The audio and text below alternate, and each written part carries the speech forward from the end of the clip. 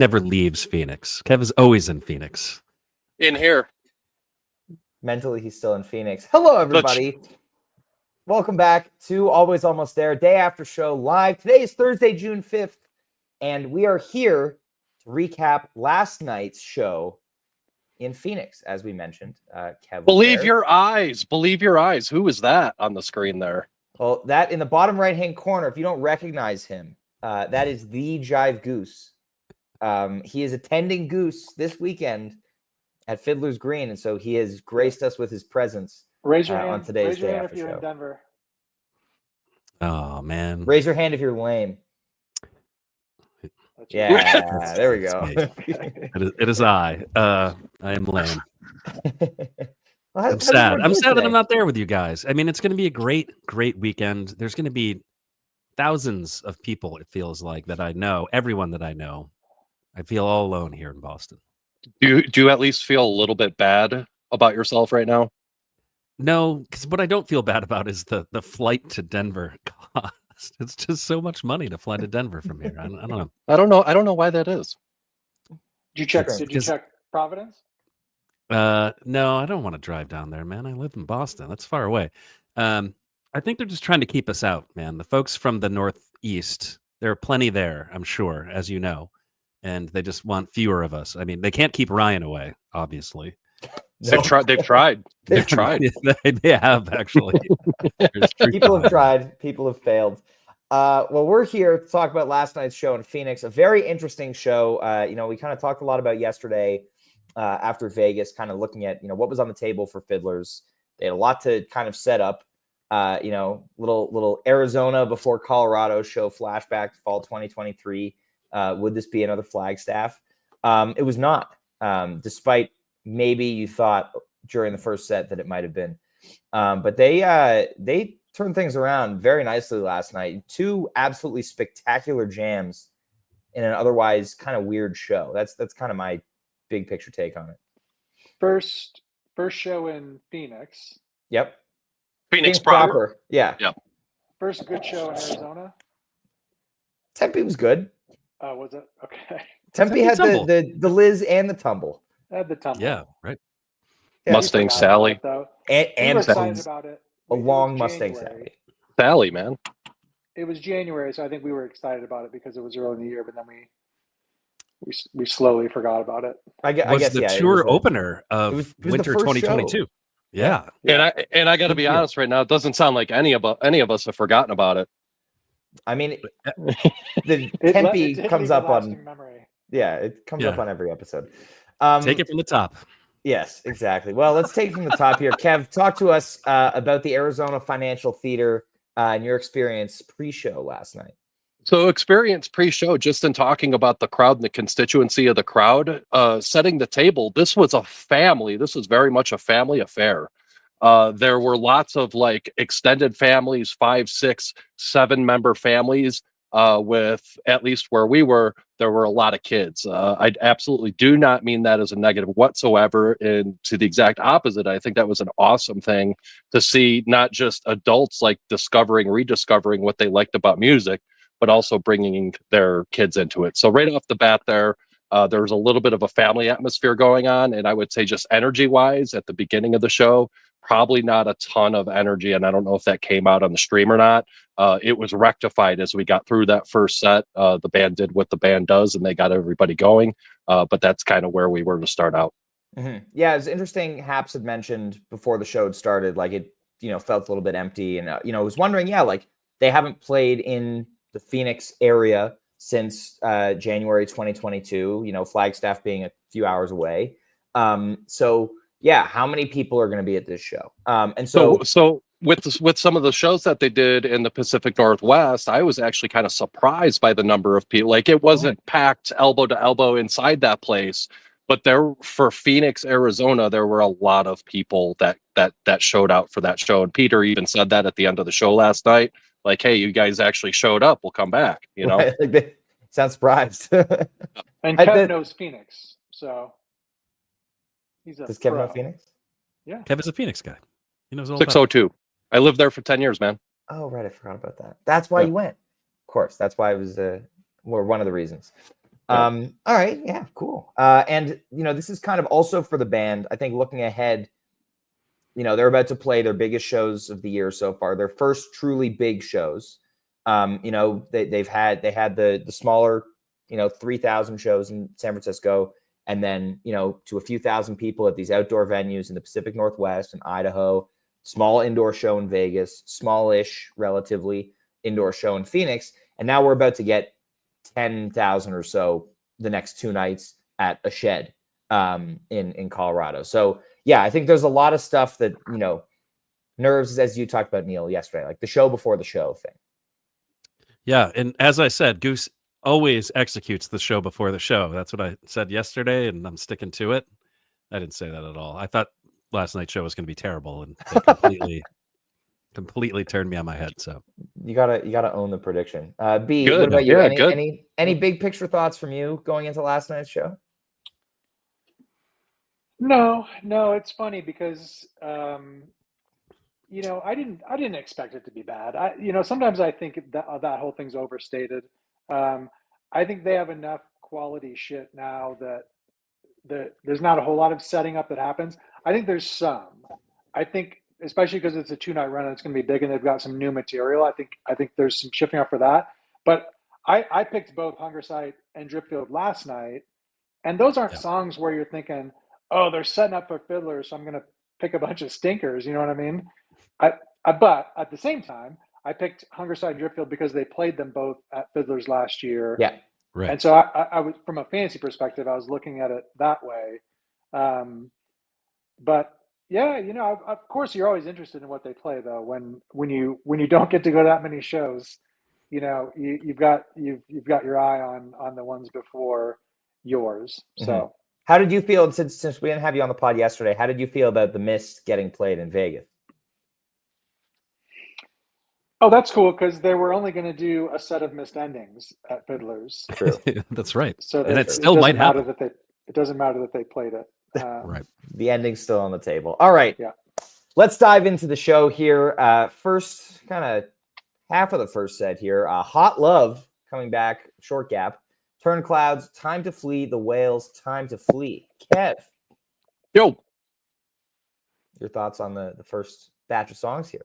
Hot Love. So yeah, I mentioned at the beginning, setting the context for the show, that the energy was a little bit lower to start with. So I kind of feel like they came out and played songs like we've gotten accustomed to the last couple nights, where it's these 6, 7, 8 song first sets, and then they're playing around and being a lot more experimental and improvisational in that second set. I think, Hot Love opener, especially, there was a Netflix tie-in with that, right?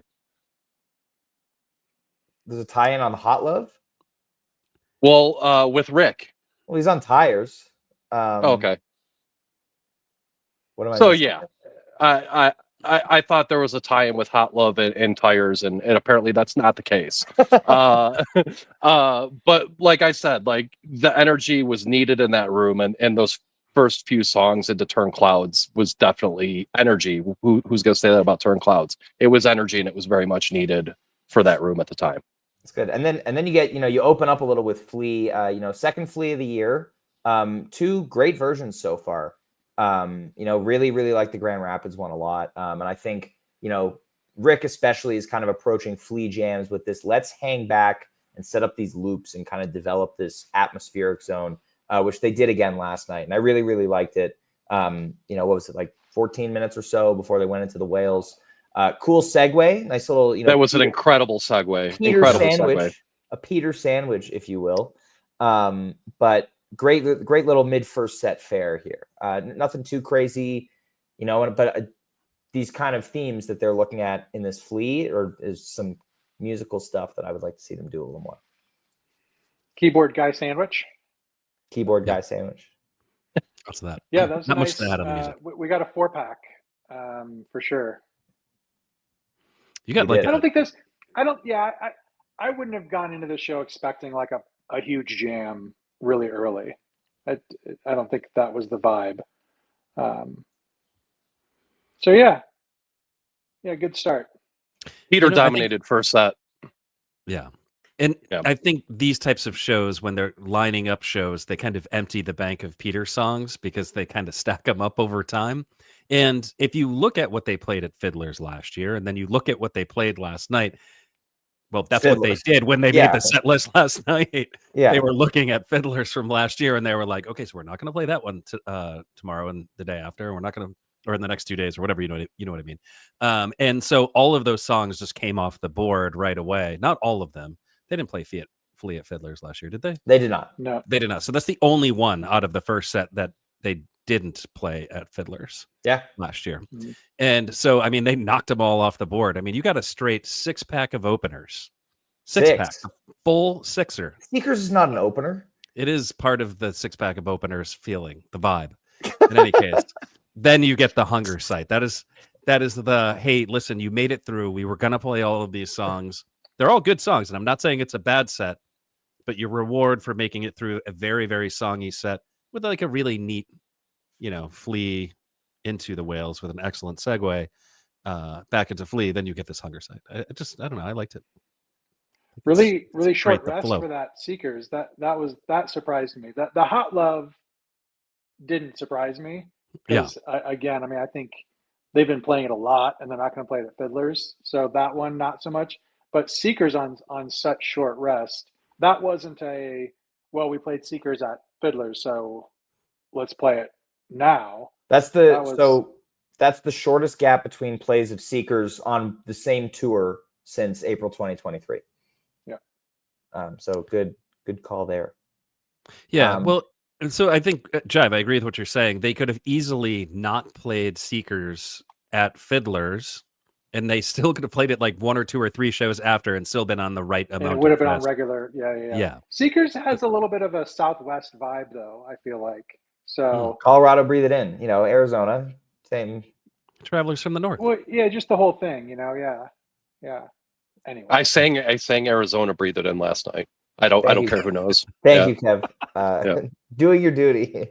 Let's talk about this hunger site. Neil, as you mentioned, like you make it through the relatively songy first, hour or so of the set, and you get this incredible 20-minute hunger site to close out the set. And it's funny because like the first half of this jam is like, pretty like what we expect from hunger site, like the just gorgeous, incredible playing from Rick, sustained peak. This one reminded me a lot of the 9/21/24 Remlinger Farms one, just in the way that Rick was just like pulling out these amazing, emotional, and beautiful phrases. And then they come down from the peak, and you get this like gnarly Factory Fiction-ish dark jam for the second half, and it's spectacular. I have listened to the Hunger Site and Dripfield from last night each like 4 times today. They are fantastic pieces of music. But Kev, what did these feel like in the room, or the Hunger Site? Yeah, I got to tell you, I'm always waiting because of how ubiquitous Hunger Site is as a song in different spaces. Like, walking through King Soopers, you're doing some grocery shopping and you're hearing Hunger Site, and I keep waiting for this song to get stale while they're playing it live. And I'm just so happy to be disappointed that it's not happening. They love playing Hunger Site, and last night was no different, and it just kept giving and giving and giving, and it was an incredible version of that song. First song to hit 7 plays this year. That's a lot of plays. Bottle Rock did that. The Bottle Rock Beat Hot Love. Yeah. That's hard to do. Hot Love is no Hunger Site, sir. No, it's not. Just only in frequency of plays. Yeah, that is where the similarities end. Right. Any of you guys have other musical thoughts on this Hunger Site? Sorry, Neil. Go ahead. I was just gonna roll back actually a little bit. Do you think that Moby Dick had a positive impact on the Hot Love drum solo?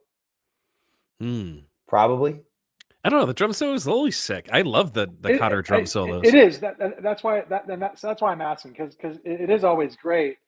But I'll take a definitive stance and say absolutely. I made a note of it last night while I was watching it, like from the Moby Dick the other night, that especially like I was saying with all the families and the new folks that were there, possibly unfamiliar with how deep they are, to showcase him like that, I think was an extraordinary decision. It sounded great, yeah, but I think there were deeper levels to doing that as well. You know what's interesting is that when Goose played Moby Dick, that was not the first time Cotter had played Moby Dick in the last month, or maybe even the second or the third. I mean, he's playing this shit all the time in the Northeast with Nico Suave and the Mothership. And I think one of my biggest regrets about living in the Northeast is that I have yet to go see this spectacle that is Cotter doing full sets of Led Zeppelin, because that sounds amazing to me. I'm not even a Led Zeppelin guy. I kind of like dislike Led Zeppelin even. Of course you do. Crucify me in the Of course comments. you do. I just don't like classic rock that much. I don't know. Yeah, he's a Max Creek guy. They're no I'm a big Max Creek guy. Hey, while we're on the topic of me hating things, just want to address this comment here. Can we revisit the hate from Ryan and Neil? The typo in your name? Yeah, well, there's that. That I'm used to. It looks fine to me. You also intentionally misspelled my name. So like I'm used to it at this point. Who does that? So can we revisit the hate from Ryan and Neil for the Boise Rosewood? I don't think we hated on the Boise Rosewood. Did not hate on it. I don't think we did.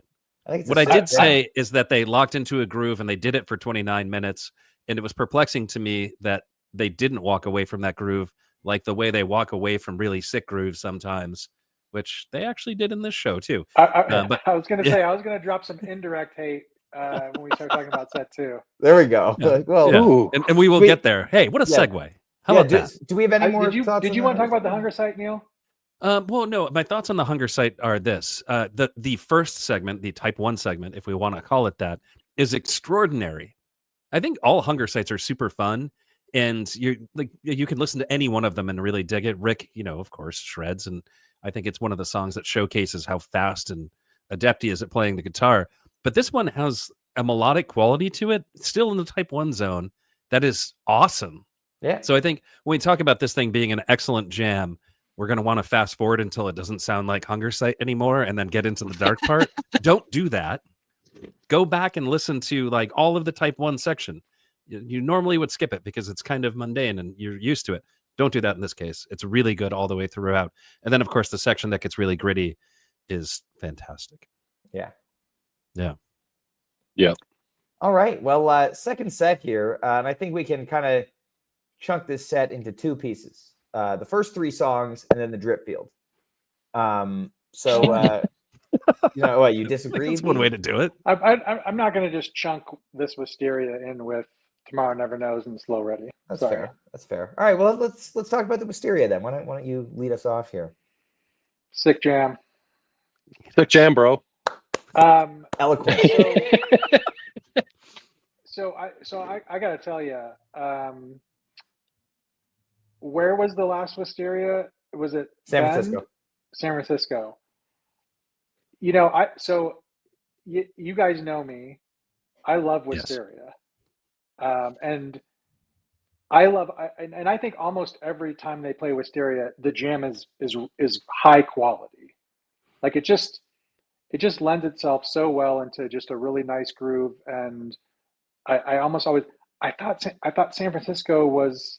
I was disappointed, and I'm never disappointed in Wisteria, but I was disappointed. Last night's Wisteria, I'll be surprised if it's not near the top of Neil's Micro Jam playlist. It's really, really good, and they go into Tomorrow Never Knows, and I think Dee was saying in the chat, how you gonna ripcord that Wisteria?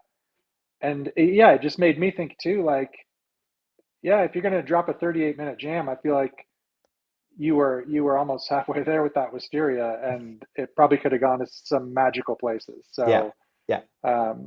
No disrespect to the Rosewood, maybe. Maybe some disrespect. Maybe just a little backhanded disrespect. A little bit of disrespect. Yeah.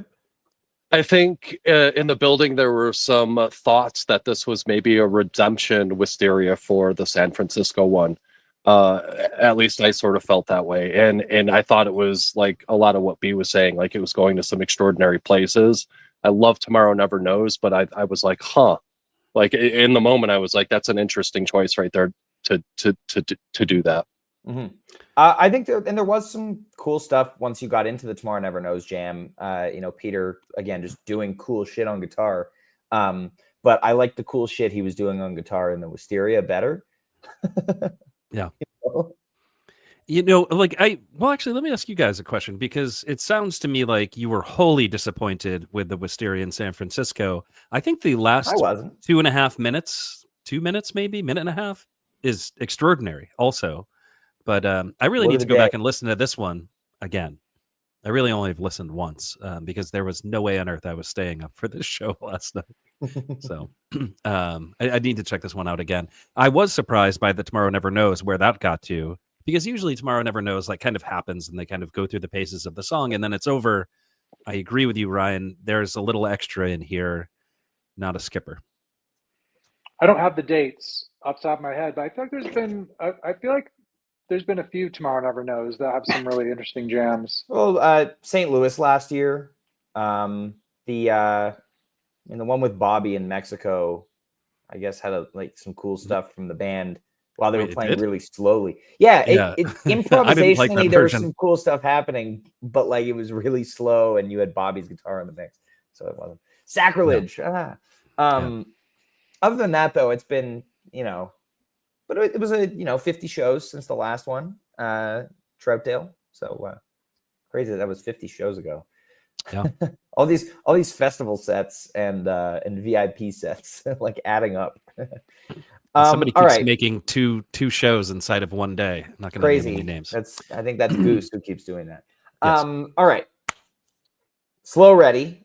Interesting placement. I will say that when they went into Slow Ready, I was like, oh, like we're doing one of these second sets, huh? They started with the jam, then they played the cover, and now they're doing the fun Slow Ready, and then they'll probably play another song or two, have a lot of fun. I would like to shout out the Arizona Financial Theater. Yeah, fun. There's no fun allowed, okay? The only fun that I want is this drip field. That's the kind of fun that I want. Hold your horses, man. Okay, well, anyway, as I was saying, it's a little bit disappointed and or worried when they went into Slow Ready. Yes, Peter dancing his face off was great. I do keep thinking about, when they play Slow Ready now, I keep thinking about the two versions of Slow Ready in December where Peter did the jam on guitar, and it was really sick. And I want to know why he stopped doing that. I guess he likes to dance, which can't blame him. But would love to see that guitar Slow Ready jam come back at some point. Do we have Cam to blame for this? Like, show us your best Peter dance, and then Peter was like, "Well, I gotta do my Peter dance." I think we have the video that Putt took of Peter dancing at Bottle Rock to blame for this. Yeah, maybe. But I'd like to shout out the Arizona Financial Theater for being a venue without a hard early curfew, enabling us to get this absolutely monstrous drip field. Can I, real quick, I would also like to shout out the theater. They had fucking popcorn, man. I walked in last night and got a box of popcorn and sat down and ate some popcorn at the show before the show. That was fantastic. Popcorn. Yeah, it elevates every show that they have popcorn at. Last time I remember popcorn being available at a Goose show was the night they played the Philly Echo. Philly Echo, yeah. It was extraordinarily expensive, and the popcorn was huge. Popcorn is a good omen. Yeah. I'm sure venues are just like, man, I don't want to fucking clean up popcorn from all these books. You know what I mean? Yeah. The place would be a mess. It's like those restaurants that would serve the peanuts in the shells. Oh yeah, and then you throw them on the floor. Yeah, what a horrible place do that to at home. work. Yeah, and so I don't like. Let me address two things right now. I don't like the slander of the Phoenix crowd last night. Like they weren't going to be responsible with their popcorn and they're just going to throw it all over the place. Okay, that didn't happen. The second thing I would like to address is the slander on the Slow Ready. Again, this is a jam podcast. I get that. But the people that were there that maybe don't go to, I don't know what you said you've been to this year, 57 shows or whatever the fuck it is. But people that don't go to that many shows to get a Slow Ready and to get that vibe in the moment, like that sort. I was talking with Haps about this a little bit. Or he was talking with me about it as well. about how you lock in on some of those folks that are enjoying this stuff for the first time or the second time, and that exuberance, that fresh exuberance, like breathes that breath of fresh air into you as well. That's Good you know, point. Haps being such an anti-slow guy, that's nice Yeah. that he was able to recognize that. I don't know if the meter moved last night for him on that at all, but he didn't say anything negative about it. There was no scowl, no nothing. He enjoyed himself and danced to it like it That was doesn't so. surprise me. Yeah. I don't think there's Yeah. a way to The make vibes him guy. not happy. They do call him happy for a reason. Yeah, it's true. Ryan, Yeah. your mom mentioned Pizza Hut, and so Yes, I was just gonna say. The Yeah. show Some of us slice. sneak it into Yeah, shows. Are you yeah. prepared for this I'm a weekend? huge proponent of the show slice. Yeah, I don't know. I don't know if we're gonna see that tomorrow or not. Tomorrow, well, because it might get wet tomorrow. you Wet, mean? wet slice. Yeah, it can be a hassle. Well, I mean, It's a lot. what we to can deal with. guarantee you, if not a wet slice, is a wet slap in the face from Ryan Storm at some point during the show. So get ready for He that. already said if they start Big Modern, he's like moving far away from me. Listen, when I catch a stray Canadian elbow. Yeah, exactly. So should we talk about this drip field? I suppose that's important when we're talking about this show. because holy shit. I mean, like, when they started, I was really hoping, like, all right, I hope this is going to be big. It felt like, they're playing a late second set drip field where they have the time to go big on it. And so it's like, all right, we are going to do it. This is about to happen. And it did. We get the heavy sauce effect from Rick. This can be heard in previous jams, such as the Salt Shed Wisteria and the Cincy Pancakes. Heavier than the usual, a little bit of digital sound. But man, just another absolute masterclass by the rhythm section in this jam. Both of them. Just spectacular work from Cotter and Trevor here throughout all 25 minutes of this thing. But man, just mind-blowing improv. It does what this song is capable of doing, which is just kind of making this, I don't know, it's like one instrument just kind of hitting you with wave after wave of sound. Yeah. And that is the vibe that I got when I was listening to this morning. I mean, it's so good. Another thing that I noticed is usually it's just kind of Cotter wailing away at the toms, but there was a lot of snare in last night's jam that I thought was like really kind of an interesting thing. Like you would expect there to be a ton normally, but like I don't know, it just kind of popped out to me. But yeah, man, this thing is nuts. I can't wait to listen to this a whole bunch of times. I don't know if this is the best version of Dripfield, but it's certainly up there in the top 3, in my opinion. I don't think it's the best this year. No, it's for sure. I think we can agree that it's for sure top 3 with Greek and Grand Rapids. Yeah. Not in that order. But yes, maybe.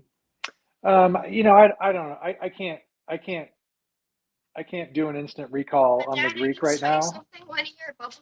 But I have Grand Rapids, pretty high on my playlist. So yes, you do. We'll see where this one sits. So my observation when I got to the drip field, because I didn't see any. I was off chat. So I didn't even see anybody talking about any of this stuff until I listened to the show. Mm-hmm. I got up this morning. I didn't get any of set 2 last night. So first thing I did this morning was I checked the set list. I was like, okay, well, I better check out this Wisteria in the strip field. So I had already heard the Hunger Site. When I got into the drip field, I just thought this is probably the best Hunger Site drip field combo when they're played in the same show, which happens a lot. Yeah. I think this is the strongest, double version or version of both, or however you want to phrase that, when they've done that. And I think, to be fair, a lot of times when they do it as the driptych, it's not set up for big jams, or only one of them gets jammed. Yeah, like Milwaukee, for instance, you get huge Hunger Site, and then drip is just like the exclamation point. Yeah. So it might not be like a crazy observation, but and in fact, I was trying to think of other times when you've had. I mean, I think the Trey show would be would be up there just because the Trey version is so cool. And then that Dripfield is good. It's not playlist worthy. Right. But that was another kind of notable combo, I think. But yeah, so we got two like really, really great versions of both those songs in the same show. So that's cool, I think. Hell yeah. They're so related, you know what I mean? They're brethren.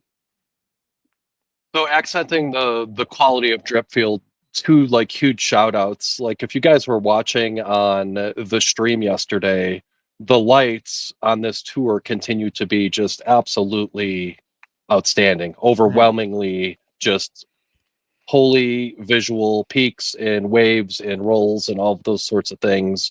Andrew Getty is absolutely killing it on this tour with what he's doing with the lights. Yes. And then another really vibes moment for me was Trevor. Like, I mean, he vibrated that place with his bass notes during Dripfield. Like, you felt it. You felt it. I think I saw some chatter about that last night, like just how loud Trevor was in the room, which is cool. Kevin, I'm curious, did I couldn't really tell in the stream, or I wasn't paying close enough attention. Did Getty have the full rig indoors last night? Was it a big enough stage for that? It sure as hell looked like it. It looked like the lines, or was Yes. it like more of a so it was still the B rig? Crazy. Is that okay? So what was he missing? You'll see tomorrow night. Okay. Just it's basically it's just like taller rather than like 3 lines. But tomorrow, well, actually, speaking of the lights, tomorrow will be, because of Fiddlers being a little bit later than the Pacific Northwest shows, tomorrow will be our proper like large chunk of the show with the A rig, our first time this tour. So that's going to be very exciting. It's going to be dark most of the show. Yes, it is. What time does the sun set these days in Denver? Folks who live in Denver. 8 o'clock. 8, a little after 8. Yeah, so All second set or first set. Sorry, it'll be first set. So get ready to rage. Lovely. I mean, we are ready. And then encore last night, we got a nice little Way It Is. I like the song in the encore slot. I was hoping maybe we'd get like, a gigantic Arcadia or something like that, just because they had the time and they were feeling like fired up. And I think, Kev, I'm curious, like the energy in the room felt like it was going insane during the Dripfield jam. Like I felt that from the couch. Like, was that the case? So that was the case, and leading into, I'll tell a little anecdote, not identify the person that we're talking about here, but there was no. There was a 7-member family that was in front of us, and I think it was the dad's his second show. I think it was his second show, right? So he drove there with his wife. They took separate cars just in case she wanted to leave with the kids early, which ended up happening, but it didn't happen until the encore. And at that point, he's looking over, he's like, no, you guys can go. I'm staying for this. And I was like, holy shit. Yeah. But he was like fired up. He was fired up for the encore and the first couple notes that Peter hit to initiate The Way It Is. He went wild, man. That dude went wild. Shout out to that guy. Yeah. He had a good night last night. He did. But yeah, man, that like just amazing way to end the show. I think Way It Is has it's shown up in the encore a lot, I think, in the last few years. But we still, I think we can all agree that we miss the 2021 days of it being a jam vehicle. And it's tough too, right? Because then they go out and they play it with Bruce, and it's like, where else are you going to go with the song from there? Yeah. Well, it's encore that shit. You encore it. Man, I'm so excited that you guys are going to be in Colorado seeing Goose this weekend. I hope you love the new album, because you're going to hear all of it this weekend. Despite what Ryan believes, you're going to hear every single song on that album. I don't think we're Maybe hearing dropping every a couple. song. Pretty close. But almost every every song. We gonna get horns? I hope not. I don't think we'll get Silver Riding. Oh man. I just want to see a Goose show. Yeah. If they play Dustin Hoffman with horns, it means they're probably not going to play it for 25 minutes. Extreme B done voice. That's not proper Goose. Yeah, It's exactly. not proper Goose. Not proper Goose. Something's going to happen this weekend that's going to be exciting. I don't know. They have to find a new way to kind of surprise and excite the Colorado audience, because they always seem to try. Well, So I'm hoping that the surprise and excitement is something in the vein of a jam on the level or better than the Fiddler's Madhavan. So just a little They're bit of gonna that. try. I mean, they're definitely Yeah, gonna yeah. try. I mean, I would take, they've had so many. I hate to keep saying micro jam, and I don't want to steal your phraseology, Neil. Phraseology. But there's been an incredible number of those types of jams that Yes. to be honest with you, I would take 3 of those over another huge Matavan or pick a song. That makes one of us. And Yeah, throw Ryan's a- getting upset over there. Here's the thing: when you get these like extremely Yeah. long extended jams, I generally don't end up loving those jams. Like there's been very few of those that I'm like, oh man, I've got this jam on repeat, blah blah blah. I think, and I would even say that the sweet spot is starting to shrink a little bit, and it's just more efficiency. That's all that is, right? So yeah, I mean, I would take a few of those. I think one of the things I'm looking forward to is I think fantasy is going to be a little bit easier. Now that means it's going to be easier for everybody, so there's going to be a lot of big points. But it's been a rough stretch. I got to be honest. It really has. I These finally last had a few good shows night have been last night. tough. Yeah, some people have noticed this about you, and I don't. I know you're not on socials, and I don't want to like hurt your confidence any more than it perhaps might already be. But people are talking. Oh well, here's the thing. Here's the thing, though. I'm still sitting, I think, in 10th spot. I'm pretty sure my string of top 10 finishes dates back, like 11 years, and I see there's no danger there. As soon as Neil updates the site, then we're going to get the all-time Golden Goose leader recognition. I'm not doing it. I'm never going to do it. That's You ever get your no wonder people on social Goose's media Dripfield points? are being disrespectful because Neil won't show them the data. Yeah, it's funny that you say that because B Dunn has actually been texting me directly saying like, so when are we going to get these features that I absolutely demand? And of course, he's the guy on social media. Yeah, we've just somebody's got to shut down this EV dude guy. We can't let him keep doing this. Yeah, he can't keep getting away with it. It's got to stop. And I don't know who this Nacho guy is, but I don't really like him either. So, or her. I shouldn't assume it's a him. Yeah. Well, they're doing excellent. Yeah. Oh my Wait, God. can we talk back up a step? Nacho Golden Goose. Yeah. No. Oh man, that was brutal. Oh my God. All right. Back to the music for a moment. I'm sorry. Just to wrap that up. Yeah. Just to wrap it up. Jesus. Just quickly. EV Dude and Mitch Birkin are the new Jive Goose and Neil of Fantasy Goose, to be honest. They have. We have passed the torch. We are old. It's lost the fastball, man, and all of a sudden you got these young bucks showing up and throwing heat, and that's what EV Dude is doing. Neil, you got the fantasy 20 yips points out of first place. Yeah, I know. I kind of slipped the other night, but can we talk about the music just because there was a thread that I want to touch on, which Jive was talking about the micro jams, the smaller jams, whatever you want to call them. That is still happening. It's still going on, not with as prolific as it was in February, but just 2 shows ago, that Jive Lee, I can't wait to talk to you guys about that on recording when we recap this run, because that thing is sick. It's so good, and it's 10 minutes, like a 10-minute jam that gets to where that jam goes to. It shows that we're on like an arc here, where like the jamming is now getting to a place.